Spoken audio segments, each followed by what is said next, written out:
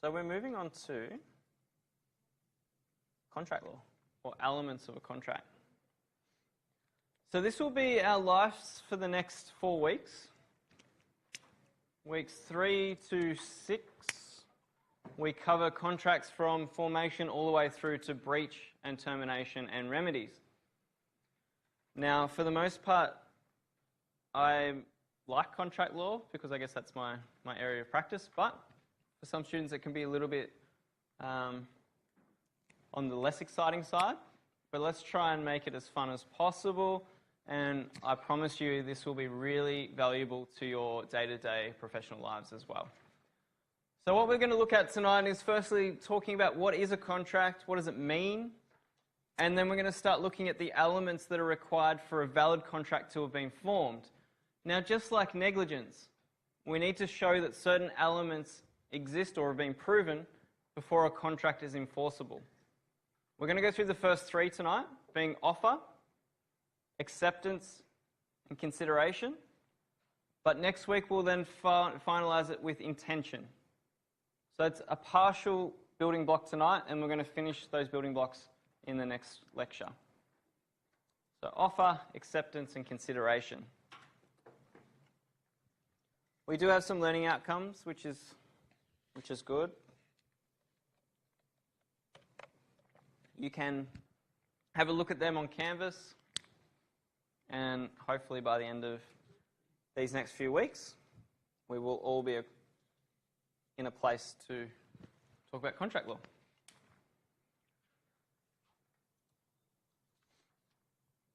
So what is a contract? Well, a contract is really an exchange of promises. And that exchange of promises is enforceable by court, because remember, it's a contract law type of aspect. But that exchange of promises is something that is important for us to look at and unpack in terms of, well, what are the parties promising to do? Have they done that? What happens when they don't do that? This is what the conversation about contract law is broadly about. Promises, and have they not occurred? And we're looking at the rights or the duties of those parties involved in those promises. Because if I enter into a promise, I want to know at least that I can get a remedy if that other person doesn't do what they promised to do. So it's going to create this framework of certainty, particularly in business. Now, for the most part, our contract law that we talk about in this course is coming from a common law derivative.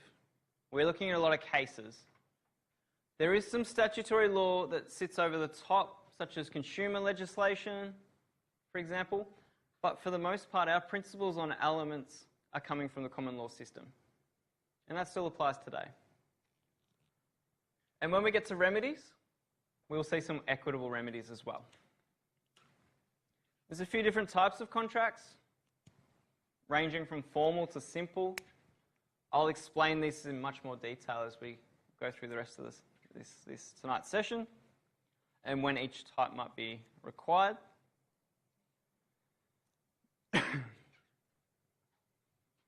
And coming back to equity, there are some equitable principles that we'll also look at that the courts apply in circumstances where maybe one of the elements isn't existing, but based on the principles of equity, the court should say that this contract is still enforceable. So something like promissory estoppel is an aspect that even if you don't have consideration, which we know we haven't talked about yet, but we know that's an element, if there's no consideration, the courts might still say in equity that the promises should stand based on the conduct of the parties.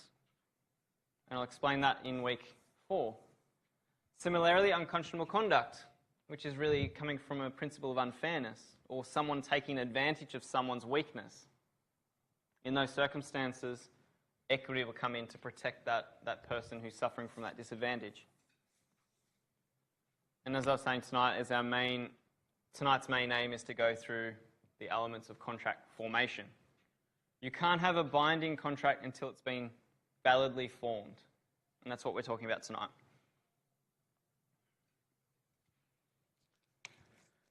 So the process from start to finish, well, contracts usually start with a period of negotiation. parties will have a conversation about what they want and what they want for it.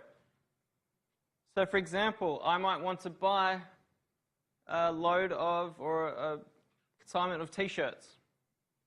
I might want particular t-shirts, I might want different colors, different sizes, and I'll approach someone who sells these t-shirts and say, this is what I want, this is how much I'm willing to sell them for. They may, or buy them for. They may come back with, no, we're only going to sell them for this price. And then all of a sudden you have this conversation of, what is the deal? Now, that conversation or negotiation doesn't necessarily form a contract. It's not until those parties have reached an agreement or a meeting of the minds that we can say that it is starting to be formed. And that's what we're looking at in terms of the elements.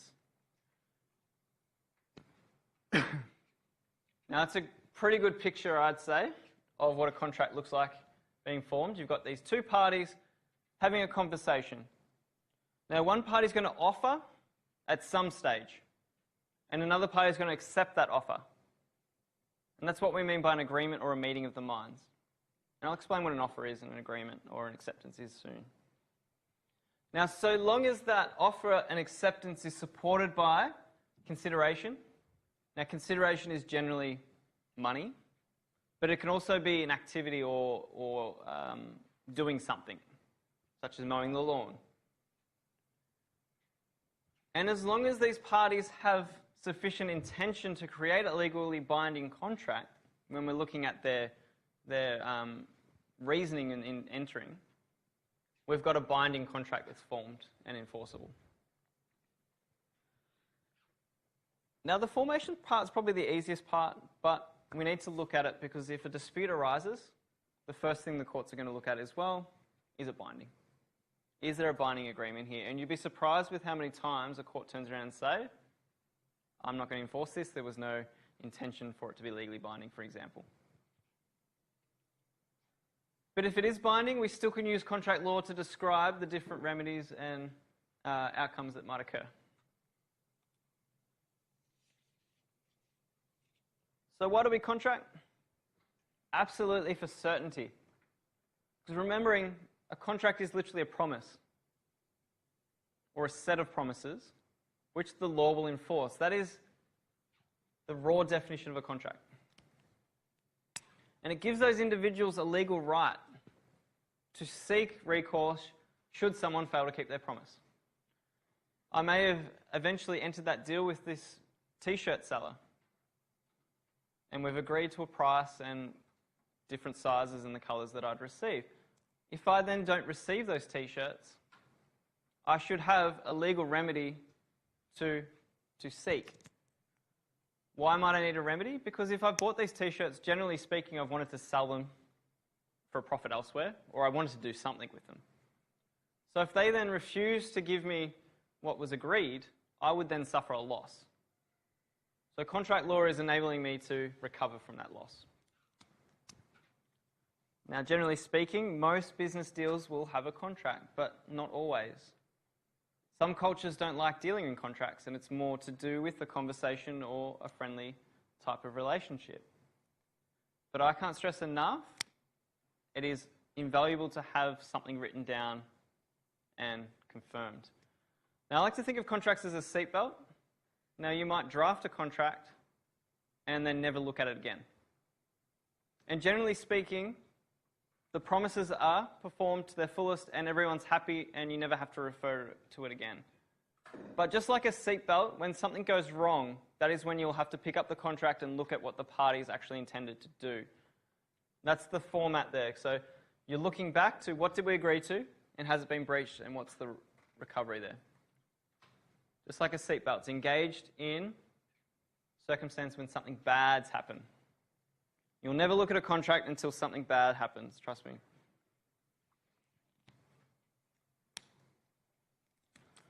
Now, generally speaking, the courts aren't too concerned with what's in the contract. They're concerned about how it's formed and maybe some of the elements around the fairness in how it was formed. But the terms themselves, the courts will generally not interfere with. They may be involved in interpreting what those terms mean, but due to the principle of freedom to contract They will allow parties to make the deal that they want to. And what we mean by this is maybe the deal isn't a great deal for one party. That t-shirt seller may have agreed to sell me all those t-shirts for $1. He's making a loss, and he might be really upset and then try and get out of the contract. But the courts aren't going to sit there as long as I haven't done anything untoward or under duress or anything like that. They're going to say, no, parties have got freedom to contract. You can enforce that $1 thing. There are some exceptions to this rule, though, such as circumstances where the contract is for an illegal purpose. If it's to kill someone, the courts aren't going to say, freedom of contract, that's enforceable, you should have killed him. That was a promise, contractual promise, it's enforceable. In those circumstances, they'll say, no, too bad, the contract's void, it's not enforceable. Similarly, drug deals, unenforceable. You've had the old circumstance where someone's went to dob in their drug dealer for not selling them the goods. Didn't turn out too good for them, but they tried. So what we're saying is the court won't save you from a bad deal unless there was some bad faith or misleading conduct in that. And we'll explain that in more detail in week 5.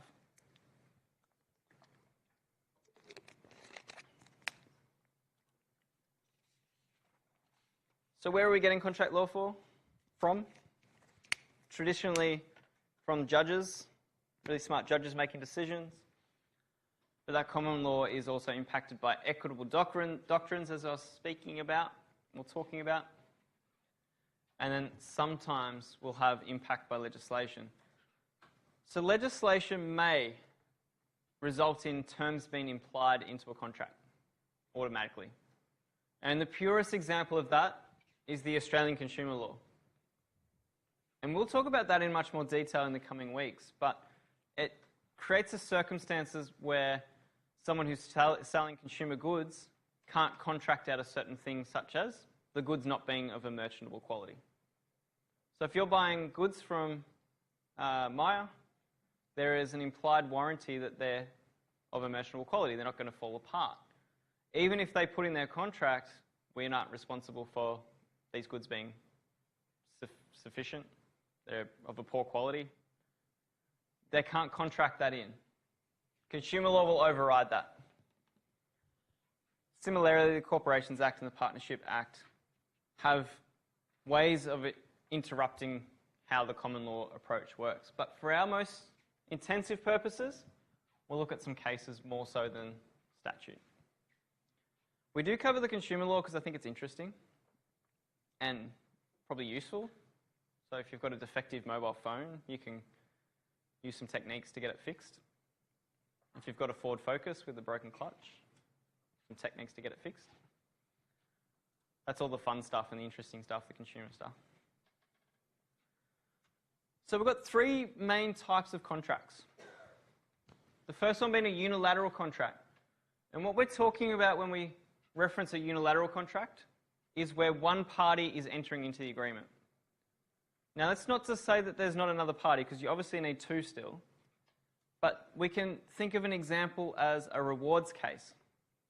So someone's lost their dog, and they put a sign up to say, if you find my dog, I will pay you $10. They then put that sign up for everyone to see. We can then accept that offer by going and finding that dog and bringing it back. But you can see there that it was a unilateral action by the person finding the dog to form the contract. So it's acting in response to the offer to enter that agreement.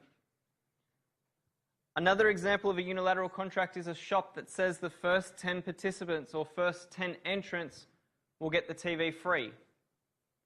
Those people then who want the TV free will accept by entering the shop, hopefully by being one of the first of 10. But that's a unilateral contract because the formation is by the action of one person only. Now, compare that to a bilateral contract. That's the most standard type of contract we have. 2 parties with obligations. Myself and a seller or a buyer. A company or a company. And they've just entered terms with each other for a transaction or for an obligation to occur. A more complicated contract, though, is a multilateral party contract. And we see these a lot in, let's say, joint ventures, where you'll have more than two parties entering into an agreement to do something, to complete an activity. But all of those parties within that agreement have binding obligations on each other. This is different to a circumstance whereby I contract with a supplier, and then that supplier has another contract with, I don't know, a wholesaler or something like that. The difference with that is if it was a multilateral contract between all three, I'd have rights to sue anyone in that contract for breach. But if it's just two bilateral contracts, I can, yes, sue the person I've got the contract with, but because of doctrine of privity, I can't sue the other person who I don't have a contract with, but who I'm reliant on in a way. So you can see how a lot of the times we have multiple bilateral contracts set up and the obligations are dependent on each other. It can get a bit messy. So I guess the lesson is always make the person who you've got the contract with wholly responsible for the activity. So even if they don't get what they need from their contracting parties, you can sue them for the obligation. So other than the unilateral, bilateral, multilateral, we can also break contracts down into form. First being a simple contract, which is what this course is really going to go through. A simple contract is just either a written or verbal contract. Now it's important to note that you can enter a contract just by discussion. If all of the elements are there or proven, a conversation is enough to create binding obligations. In fact, you can enter a contract without saying anything at all. Let's say you go to a supermarket or a milk bar and there's something on the shelf that you want to buy, and for some reason you just don't like talking. You might just point to something. Not the best way to transact, but if you point to something, person nods, gets it, you pay money, technically you've formed a simple contract. You've purchased goods by a point. However, I would always suggest you have a written contract, so you've got evidence of what was discussed. You can have part written and part verbal. This is always complicated because you might have something in writing and then some conversations that happened outside of it. There is some rules around how this is interpreted, such as the parole evidence rule, and really the written part takes precedent, but I'll explain that in more detail.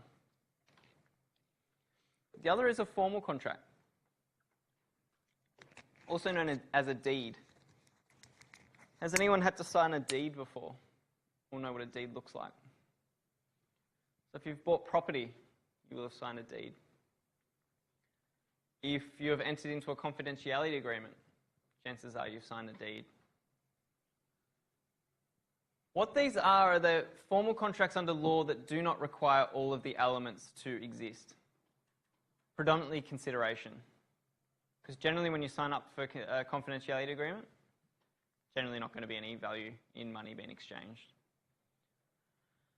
So deeds just have these formalities around them that someone signs, and generally that signature is witnessed. And for our purposes, we will not be really talking about deeds in this course because the obligations or the elements just aren't there to talk about. As long as the formalities in a deed are met, that deed is binding. Generally speaking, it will be a witness signing, saying, we saw you actually sign.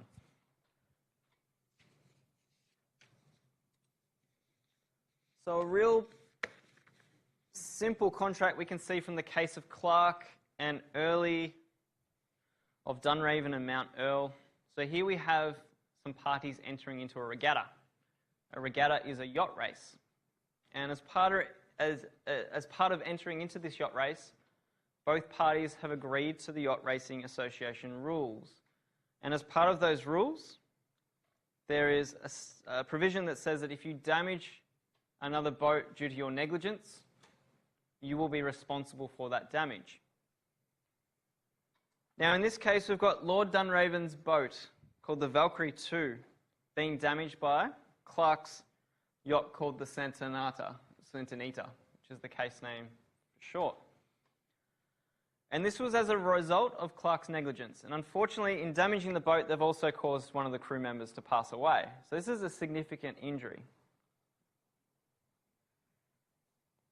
So they've gone to court to sue for the damages, noting that they've entered into the yacht racing rules individually. They don't really have a direct contract with each other, technically. But the courts are holding, well, even though that's the case, can you still make an agreement without actually having that direct agreement with each other? And they're saying because they've entered into the same competition on the same terms, they've entered a contract with each other on those terms by principle.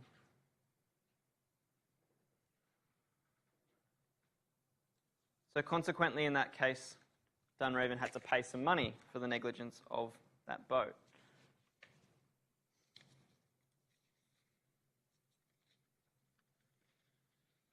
I think we're almost ready for a break.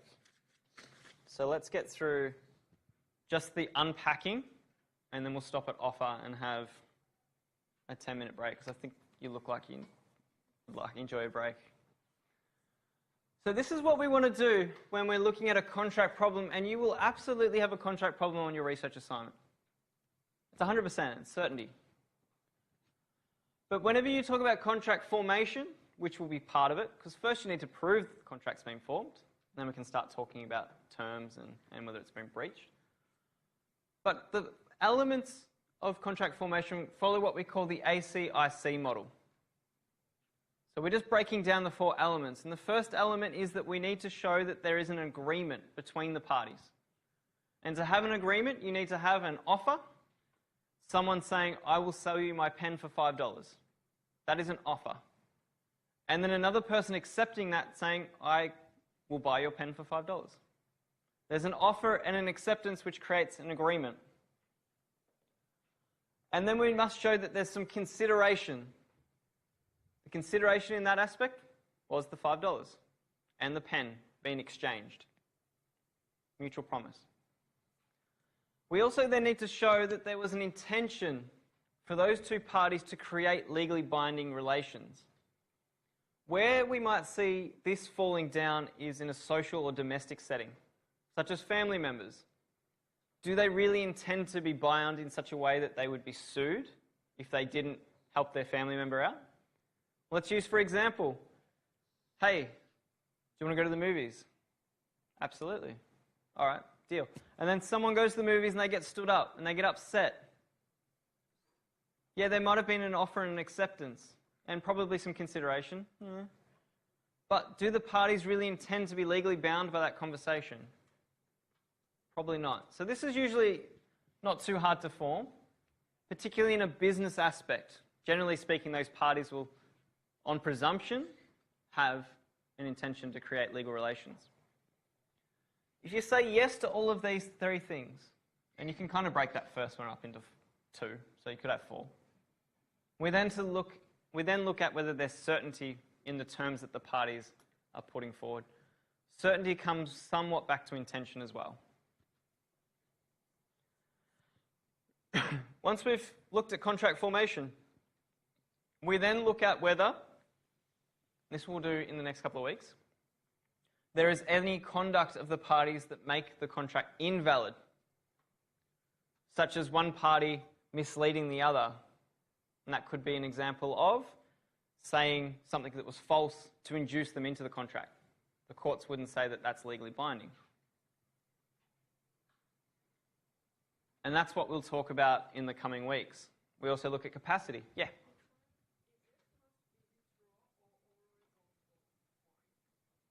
Any written or oral can be a contract. So you can have a verbal contract wholly in a conversation. But there's a challenge there.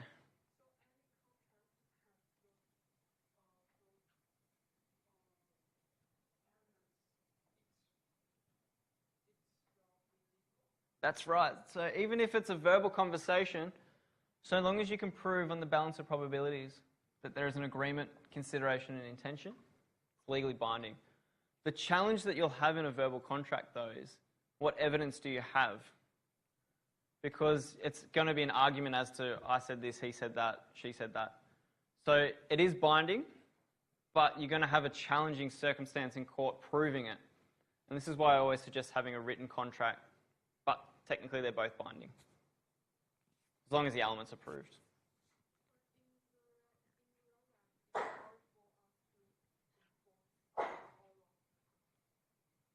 No, not necessarily. In practice, you might have a verbal contract, but you can look at the conduct of the parties. If one of the parties has started to perform something, and another one is like sitting back watching it, you can probably deduce from that that there was an implied contract. But in my field of work, I always want to see everything in writing. That's, I guess, being a lawyer, you just want to have it certain in terms and not have to go through court and argue about that. Absolutely. It can be the difference between a good deal and a bad deal. And to be honest, some of our contracts don't contemplate everything, and things do happen. We'll also look at capacity, such as individuals who are under the age of 18. Technically, they don't have capacity to enter legally binding contracts, as drunk people don't either. So we'll talk about that in future sessions.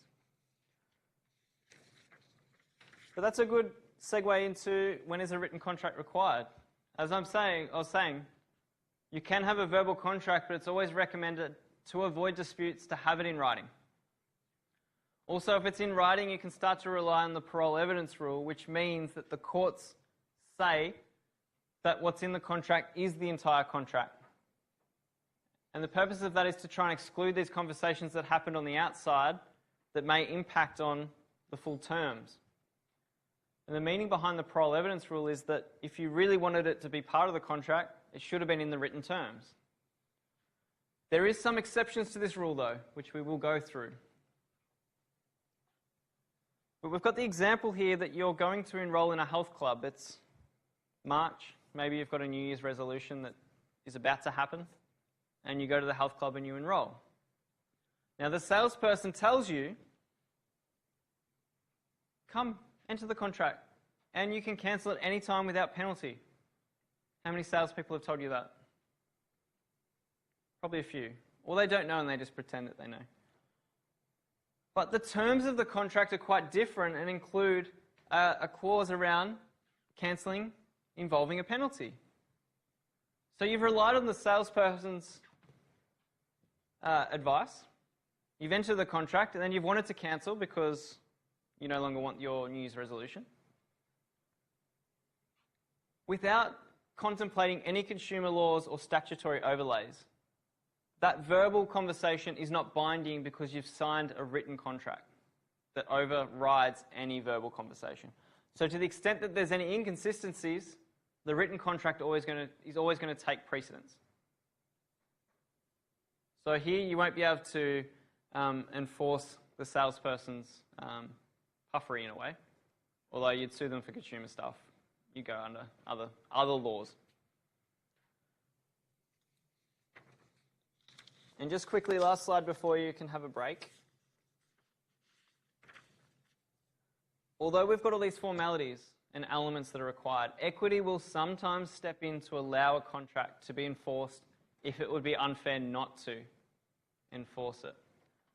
And the case we have here is Regent and Millett from 1976, and we have the Regents who have bought a house, and then shortly after buying this house, they decide by an oral or verbal agreement to sell the house to their daughter and their son-in-law. Now, in exchange for selling that house by verbal agreement, the daughter and son-in-law agreed to pay the mortgage repayments and a lump sum of $1,000. So we've got consideration. Now, there's one issue here in that any transfer of property requires that to be in a written document. That's a statutory requirement. Contracts for land must be in writing. It's a legal formality. Now, this went to court because what happened was, although the Regents agreed by oral agreement to transfer the title, they never did. So we've got this couple moving in. They take possession of the house. They start doing restoration to it, which the regents were aware of. And they put a lot of money into paying the mortgage repayments. But at the end of the day, the parents, the regents, refused to transfer the title, which is really what you want. So the courts asked, well, can they enforce the contract even though this formality of it being required to be in writing hasn't been satisfied? Is it enforceable if the formalities haven't been satisfied? And the courts are saying, well, in the circumstances, based on equity, you can claim part performance, because what's happened here is the daughter and son-in-law have moved in and started acting just like they were house owners, paying the mortgage, renovating, living in there. So it would be unfair in the circumstances to not enforce this contract and to say, well, actually, the regents, you have to transfer the land. So that's an example of equity stepping in to rectify something that would be unfair as to not to. Cool. Let's take a 10. We'll come back at 8:10, and then we'll start to look at the first two elements, and I'll set up that Kahoot in the meantime. So let's take a bit of a break, and we'll be back soon.